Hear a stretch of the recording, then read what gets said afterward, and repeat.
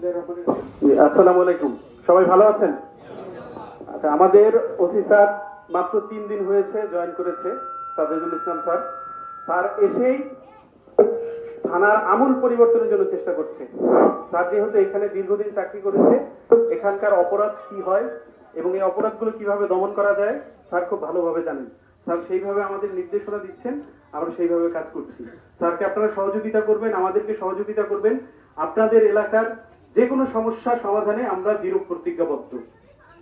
একটা কথা আমি একটু বলবো, সেটা হলো আপনারা যে সমস্যাগুলোর কথা বলেছেন, মাদকের কথা বলেছেন, কিশোর গ্যাং, অন্যান্য যত সমস্যা বলেছেন, এগুলো নিয়ে কিন্তু আমরা রেগুলার কাজ করি। ওসি স্যার এটা নিয়ে কথা বলবে। একটা সমস্যা আপনারা বলেন নাই, যেটা আমি ব্যক্তিগতভাবে অনেক ফেস করি, সেটা হলো স্কুল কলেজের মেয়েরা পালিয়ে যায়। 8 বছর, 10 বছর, 12 বছর বয়সের মেয়ে আরেকটা ছেলের সাথে পালিয়ে যাচ্ছে।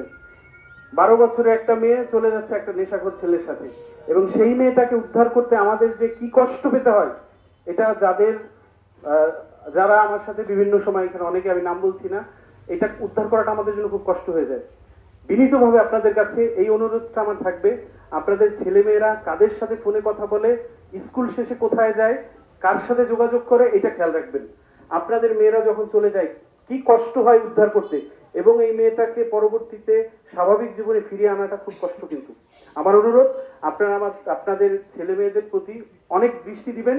বিশেষ করে এখানে অনেক শিক্ষক আছেন, তাদের প্রতি আমার অনুরোধ, ম্যানেজিং কমিটিতে যারা আছেন, স্কুল কলেজের, মাদ্রাসার, তারা এটা নিয়ে আলোচনা করবেন, মেয়েরা যাতে পালিয়ে না যায়। গত বছর এসএসসি পরীক্ষার সময় 3 থেকে 4টা মেয়ে চলে গেছিল। এসএসসি পরীক্ষার সময়, চলাকালীন সময়, পরীক্ষার সময় একটু বেশি যায়। সুতরাং এইগুলো আপনারা একটু খেয়াল রাখবেন। অতিরিক্ত প্রেশার দেওয়ার কারণে ছেলেরা মেয়েরা চলে যায়। কয়েকদিন আগে নয়ানগর থেকে একটা ছেলেকে আমরা উদ্ধার করলাম, নয়ানগরের, ওর বয়স 9 বছর। সে সিএনজি স্ট্যান্ডের থেকে পরবর্তীতে তাকে উদ্ধার করা হয়, সেটা সোনারগাঁওয়ের দিকে। সুতরাং আমি খুব লম্বা বক্তব্য দিচ্ছি না, এইটুক শুধু বলি, আপনার ছেলে আপনার মেয়ের নিরাপত্তাটা আপনাকে প্রথম ইনশিওর করতে হবে, তারপরে আমরা উদ্ধার করে দিব।